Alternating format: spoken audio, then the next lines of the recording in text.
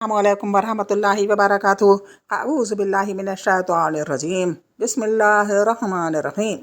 रब्बी ज़िदनी इल्मा। अल्लाहुम्मा सल्लि अला मुहम्मद व अला आलि मुहम्मद।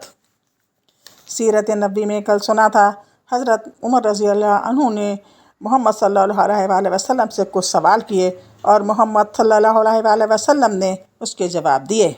मुसलमानों का सुलह हदीबिया के बाद गम और फिर इसके बाद कमज़ोर मुसलमानों का मसला हल हो गया था।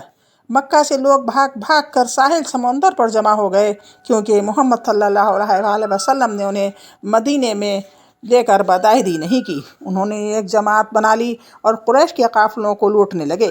परेशान होकर कुरैशियों ने मोहम्मद सल्लल्लाहु अलैहि वसल्लम से मुआहदे को तब्दील कर दिया। बहुत से कुरैश के लोगों ने इस्लाम कबूल कर लिया। अब आगे नई तब्दीली। सुलह हदीबिया दर हकीकत इस्लाम और मुसलमानों की ज़िंदगी में एक नई तब्दीली का आगाज़ था, क्योंकि इस्लाम की दावत और दुश्मनी में कुरैश सबसे ज़्यादा मजबूत, हर धर्म और लड़ाका कौम की हैसियत रखते थे। इसलिए जब वो जंग के मैदान में पसपा होकर अमन और सलामती की तरफ आ गए तो अहज़ाब के तीन बाजुओं कुरैश, गतफ़ान और यहूद में से सबसे मजबूत बाजू टूट गया। और चूँकि कुरैश ही पूरे जज़ीरतुल अरब में बुत परस्ती के नुमाइंदे और सरबराह थे, इसलिए मैदान जंग से इनके हटते ही बुत परस्तों के जज्बात सर्द पड़ गए और इनकी दुश्मनाना रविश में बड़ी हद तक तब्दीली आ गई। चुनांचे हम देखते हैं कि सुलह के बाद गतफ़ान की तरफ से भी किसी बड़ी तंग-दू और शोर व शर का मुज़ाहरा नहीं हुआ, बल्कि उन्होंने कुछ किया भी तो यहूद के भड़काने पर। जहाँ तक यहूद का ताल्लुक़ है तो वो यसरब से जलावतनी के बाद खैबर को अपनी दसीसा कारियों और साजिशों का अड्डा बना चुके थे। वहाँ इनके शैतान अंडे बच्चे दे रहे थे और फितने की आग भड़काने में मसरूफ़ थे। वो मदीना के गर्दो पेश आबाद बद्दुओं को भड़काते रहते थे और नबी सल्लल्लाहु अलैहि वसल्लम और मुसलमानों के खात्मे या कम अज़ कम इन्हें बड़े बड़े पैमाने पर ज़ख्म पहुँचाने की तदबीरें सोचते रहते थे। इसलिए सुलह हदीबिया के बाद नबी मोहम्मद सल्लल्लाहु अलैहि वसल्लम ने सबसे पहला और फैसला कुन रास्त अक़दाम इसी मरकज़ शर्त फ़साद के ख़िलाफ़ किया। बहरहाल अमन के इस मरहले पर जो सुलह हदीबिया के बाद शुरू हुआ था, मुसलमानों को इस्लामी दावत फैलाने और तबलीग करने का अहम मौका हाथ आ गया था। इसलिए इस मैदान में इनकी सरगर्मियाँ तेज़ तर हो गईं, जो जंगी सरगर्मियों पर गालिब रहीं। लिहाजा मुनासिब होगा कि इस दौर की दो किस्में कर दी जाएँ। नंबर 1, तबलीगी सरगर्मियाँ और बादशाहों और सरबराहों के नाम खतूत। नंबर 2, जंगी सरगर्मियाँ। फिर बेजाना होगा कि इस मरहले की जंगी सरगर्मियाँ पेश करने से पहले बादशाहों और सरबराहों के नाम खतूत की तफसीलात पेश कर दी जाए, क्योंकि तबई तौर पर इस्लामी दावत मुक़द्दम है, बल्कि यही वो असल मकसद है जिसके लिए मुसलमानों ने तरह तरह की मुश्किलात और मसाइब, जंग और फितने, हंगामे और अस्तराबात बर्दाश्त किए थे। बादशाहों और उमरा के नाम खतूत। 6 हिजरी के आखिर में जब रसूलुल्लाह सल्लल्लाहु अलैहि वसल्लम हदीबिया से वापस तशरीफ़ लाए तो आपने मुख्तलिफ़ बादशाहों के नाम खतूत लिखकर इन्हें इस्लाम की दावत दी। आपने इन खतूत के लिखने का इरादा फरमाया तो आपसे कहा गया कि बादशाह इसी सूरत में ख़त कबूल करेंगे जब इन पर मुहर लगी हो। इसलिए नबी सल्लल्लाहु अलैहि वसल्लम ने चांदी की अंगूठी बनवाई जिस पर मोहम्मद रसूलुल्लाह नक्श था। ये नक्श 3 सत्रों में था, मोहम्मद एक सत्र में, रसूल एक सत्र में और अल्लाह एक सत्र में। फिर आपने मालूमात रखने वाले तजुर्बाकार सहाबा कराम को बतौर कासिद मुंतखब फरमाया और इन्हीं बादशाहों के पास खतूत देकर रवाना फरमाया। नजाशी शाह हबश के नाम ख़त। ये ख़त है मोहम्मद नबी सल्लल्लाहु अलैहि वसल्लम की तरफ से नजाशी असहम शाह हबश के नाम। बिस्मिल्लाहिर्रहमानिर्रहीम। मोहम्मद रसूलुल्लाह सल्लल्लाहु अलैहि वसल्लम की जानिब से नजाशी अजीम हबशा के नाम। इस पर सलाम जो हिदायत की पैरवी करे और अल्लाह और इसके रसूल पर ईमान लाए। मैं शहादत देता हूँ कि अल्लाह वाहदहू ला शरीक ला के सिवा कोई लायक इबादत नहीं। इसने ना कोई बीवी इख्तियार की ना लड़का, और मैं इसकी भी शहादत देता हूँ कि मोहम्मद इसका बंदा और रसूल है। और मैं तुम्हें इस्लाम की दावत देता हूँ क्योंकि मैं इसका रसूल हूँ। लिहाजा इस्लाम लाओ, सलामत रहोगे। ऐ अहले किताब, एक ऐसी बात की तरफ आओ जो हमारे और तुम्हारे दरमियान बराबर है कि हम अल्लाह के सिवा किसी और की इबादत ना करें, इसके साथ किसी को शरीक न ठहराएं और हम में से बास को अल्लाह के बजाय रब न बनाएं। बस अगर वो मुँह मोड़ें तो कह दो कि गवाह रहो हम मुसलमान हैं। اگر تم نے یہ دعوت قبول نہ کی اگر تم نے یہ دعوت قبول نہ کی تو تم پر اپنے قوم کے نصارہ کا گناہ ہے۔ محمد رسول اللہ صلی اللہ علیہ وآلہ وسلم نے یہ خط نجاشی کو لکھا تھا۔ جب عمرو بن امیہ زمری رضی اللہ عنہ نے نبی صلی اللہ علیہ وآلہ وسلم کا خط نجاشی کے حوالے کیا تو نجاشی نے اسے لے کر آنکھ پر رکھا اور تخت سے زمین پر اتر آیا اور حضرت جعفر بن ابی طالب کے ہاتھ پر اسلام قبول کیا اور نبی صلی اللہ علیہ وآلہ وسلم کے پاس اس بارے میں خط لکھا جو یہ ہے: بسم اللہ الرحمن الرحیم، محمد رسول اللہ کی خدمت میں نجاشی اسما کی طرف سے۔ اے اللہ کے نبی، آپ پر اللہ کی طرف سے سلام اور اس کی رحمت اور برکت ہو، وہ اللہ جس کے سوا کوئی لائق عبادت نہیں۔ اما بعد، اے اللہ کے رسول، مجھے آپ کا کرامی نامہ ملا جس میں آپ نے عیسیٰ علیہ السلام کا معاملہ ذکر کیا ہے۔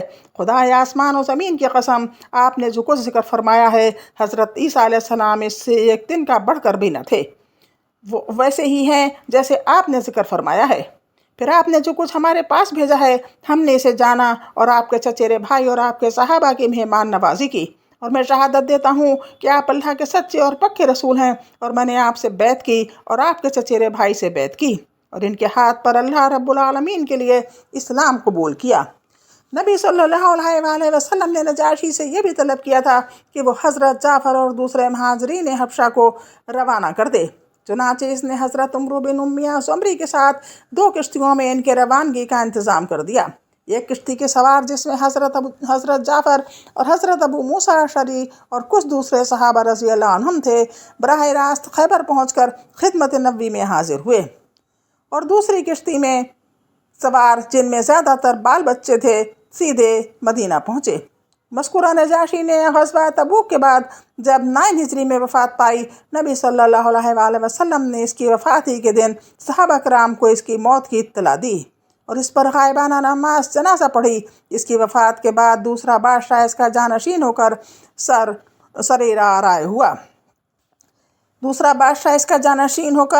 سریر آرائے سلطنت ہوا تو نبی صلی اللہ علیہ وآلہ وسلم نے اس کے پاس بھی ایک خط روانہ فرمایا، لیکن یہ معلوم نہ ہو سکا کہ اس نے اسلام قبول کیا یا نہیں۔ مقوقس شاہ مصر کے نام خط۔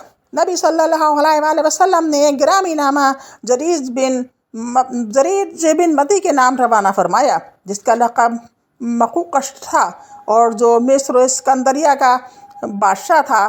نامہ گرامی ہے: بسم اللہ الرحمن الرحیم، اللہ کے بندے اور اس کے رسول محمد کی طرف سے مقوقس عظیم قبط کی جانب، اس پر سلام جو ہدایت کی پیروی کرے۔ اما بعد، میں تمہیں اسلام کی دعوت دیتا ہوں، اسلام لاؤ سلامت رہو گے، اور اسلام لاؤ اللہ تمہیں دوہرا اجر دے گا، لیکن اگر تم نے منہ موڑا تو تم پر اہل قبط کا بھی گناہ ہوگا۔ اے اہل قبط، ایک ایسی بات کی طرف آ جاؤ جو ہمارے اور تمہارے درمیان برابر ہے کہ ہم اللہ کے سوا کسی کی عبادت نہ کریں اور اس کے ساتھ کسی چیز کو شریک نہ ٹھہرائیں، اور ہم میں سے بعض کو اللہ کے بجائے رب نہ بنائے۔ بس اگر وہ منہ موڑیں تو کہہ دو، گواہ رہو ہم مسلمان ہیں۔ اس خط کو پہنچانے کے لیے حضرت حاطب بن ابی بلتا کا انتخاب کیا گیا۔ اس خط کو پہنچانے کے لیے حضرت حاطب بن ابی بلتا کا انتخاب فرمایا گیا۔ وہ مقوقس کے دربار میں پہنچے تو فرمایا، اس زمین پر تم سے پہلے ایک شخص گزرا ہے جو اپنے آپ کو رب اعلیٰ سمجھتا تھا۔ اللہ نے اسے آخر الاول کے لیے عبرت بنا دیا۔ پہلے تو اس کے ذریعے لوگوں سے انتقام لیا، پھر خود اس کو انتقام کا نشانہ بنایا، لہٰذا دوسرے سے عبرت پکڑو، ایسا نہ ہو کہ دوسرے تم سے عبرت پکڑیں۔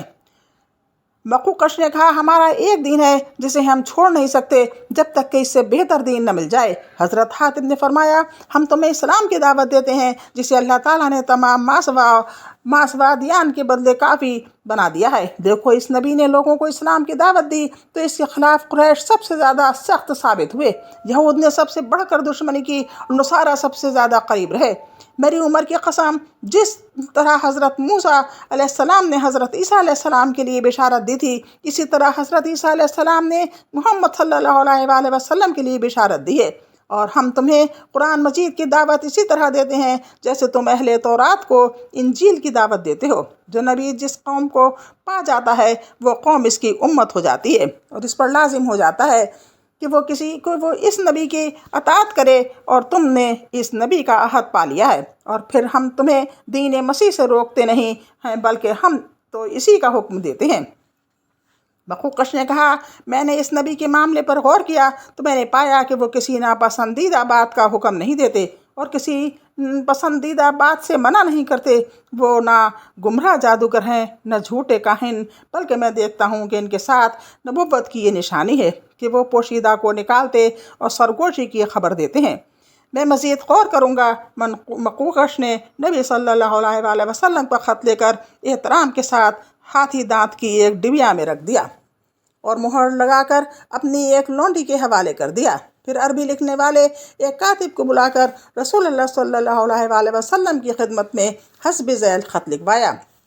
بسم اللہ الرحمن الرحیم، محمد بن عبداللہ کے لیے مخوقش، عظیم قبطہ کی طرف سے، آپ پر السلام۔ اما بعد، میں نے آپ کا خط پڑھا اور اس میں آپ کی ذکر کی ہوئی بات اور دعوت کو سمجھا۔ مجھے معلوم ہے کہ ابھی ایک نبی کی آمد باقی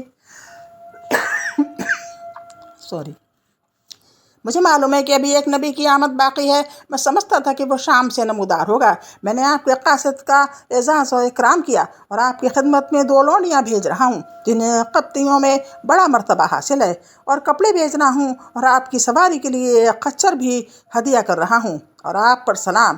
مخوقش نے اس پر کوئی اضافہ